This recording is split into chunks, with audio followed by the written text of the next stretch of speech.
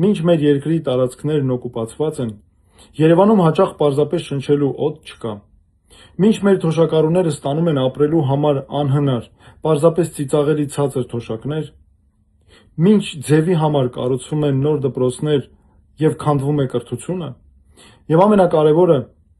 մինչ 2020 թվականի պատերազմից հետո անցած 5 տարիների ընթացքում այս իշխանությունը չի կարողացել այդպես էլ ամրապնդել մեր անվտանգությունը, ուժեղացնել մեր բանակը, որպեսզի մենք կարողանանք պաշտպանվել բոլոր նրանցից, որոնք սպառնում են ամեն օր մեզ ֆիզիկական բնաջնջմամբ, Նիկոլ Փաշինյանն ուզում է, որպեսզի մենք խոսենք ոչ թե մեր պետության գոյության, այլ պատարագների, իր անօրինականությունների, շանտաժի ենթարկված եպիսկոպոսների ու նրանց անձնական կյանքի մասին։ Պարոն Փաշինյան, ինձ թվում է դուք ավելի շատ ուզում եք վեհափառ լինել, քան վարչապետ մնալ։ Երևի 3 ու դրանից առաջ էլ ձեր նախընտրական քարոզչությունն էր։ Սա իսկապես ծիծաղելի է։ Ես մտադիր եմ լինել վարչապետ ու ոչ դրանից ավելին։ Սիրելի հայրենակիցներ, դուք ինձ երբեք չեք տեսնի